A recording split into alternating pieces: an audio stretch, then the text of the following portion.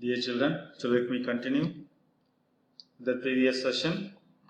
Let me continue that activity. So in that, filter the mixture. Is there is any residue on the filter paper?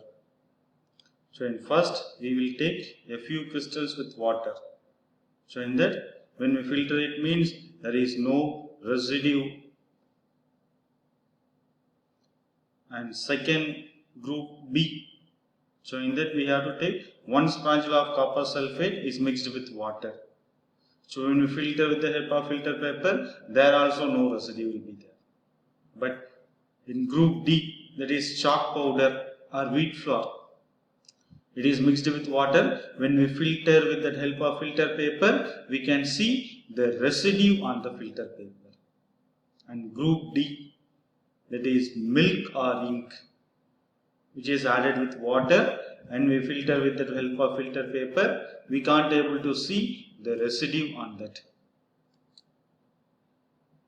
So where we can see the residue? We can see the residue only in group C. And discuss the result and form an opinion. So this is the setup, the filter paper. So we have to fold like this, and we have to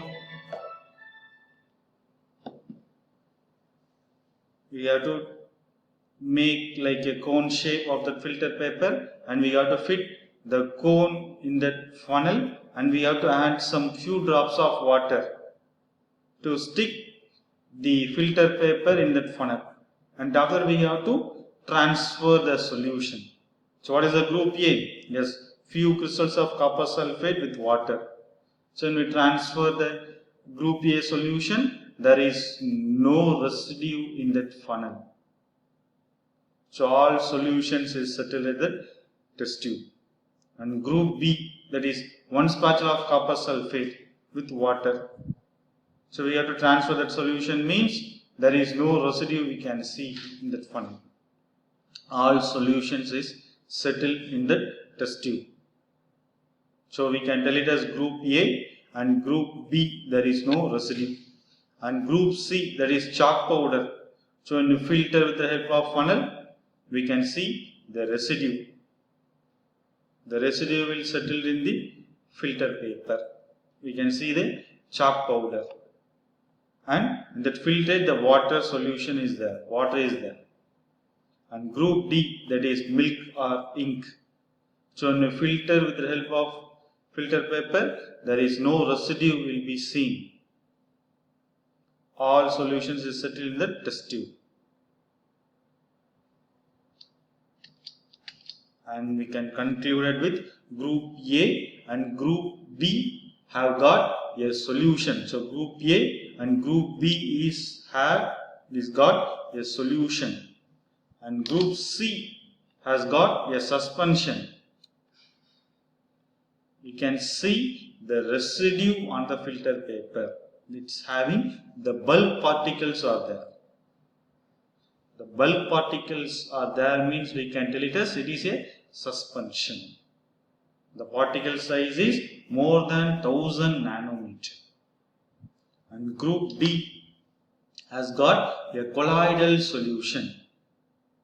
The colloidal solution is nothing but it's a heterogeneous mixture.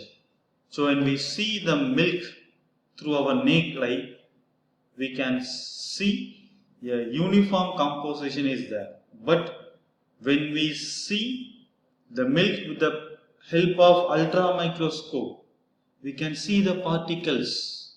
So we can conclude it with the colloidal solution, that is a heterogeneous mixture. It's not a homogeneous mixture. Next we will see some questions, the book back evaluation questions. So please write down the questions and answers in the classwork note, children. So take your classwork note and copy the questions what we discuss now.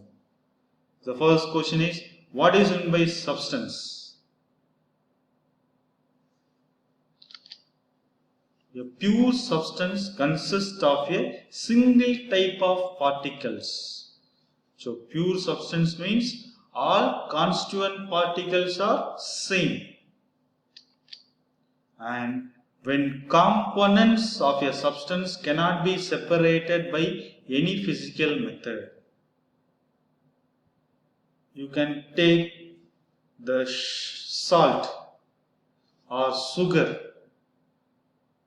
Is there any possibility to separate the particles by physical method? No. So pure substance cannot be separated by any physical method. So that substance is called pure substance. So elements and compounds are pure substance. You can take sodium. So sodium is an element. So we can't able to separate the sodium. And compounds. For compounds you can take the sugar or salt. So we can't able to separate the particles. So sugar particles can't able to separate. So that we can tell it as it's a pure substance. And next question is, list the points of difference between homogeneous and heterogeneous mixture. So we have to differentiate the homogeneous and heterogeneous mixture. So homogeneous means it's a uniform composition. It has the uniform composition throughout its mass. It has the uniform composition. But heterogeneous mixtures, it does not have a uniform composition throughout its mass. And homogeneous mixture, it has no visible boundaries of separation between the various constituents. So we can't able to see the boundaries. For example, when we take the sugar solution or salt solution, so we can't able to see the sugar and water. There is no visible boundaries, separation between the various constituent particles. But in heterogeneous mixtures, it has visible boundaries of separation between the various constituents. So we can see the boundaries. For example, chalk in water. When we mix it, we can see the chalk and water in the mixtures. And when we mix sand and sugar, we can see the boundaries of sand and sugar. And the constituents of homogeneous mixtures cannot be seen easily. So the particles cannot be seen easily. The constituents of only one phase. It's having single phase. It's having only one phase. So example, sugar and water mixed together to form a homogeneous mixture called sugar solution. So sugar solution is a homogeneous mixture. In heterogeneous, the constituents of heterogeneous mixtures can usually be seen easily. So we can see the particles of heterogeneous mixture. The constituent of more than one phase. They consist of more than one phase. It's having two or more phases. For example, a mixture of water and sand is a heterogeneous mixture. So we can see the mixtures of water and sand. We can see the boundaries. So note down the two questions, children, in your classwork note. And next, so what is meant by solution?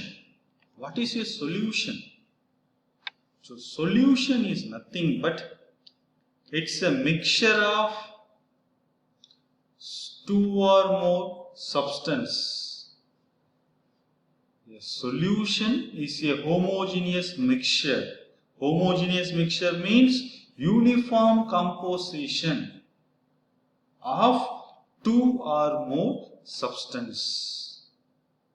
It's having two or more substance. And you can see the lemano. So it is an example for solution. And soda water. So these are all the examples for solution. So usually we think of solution as a liquid that contains either a solid, liquid or gases dissolved in it. But we can also have solid solutions. We can also have the solid solutions. That's alloys. Alloys is nothing but mixture of two or more metals is known as alloys. And gaseous solutions, it's air.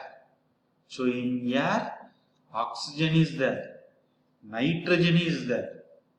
So it's also, we can tell it as solution. So in a solution, there is homogeneity at the particle level. It's a homogeneous mixture. It's having only one phase. For example, lemonade tastes the same throughout.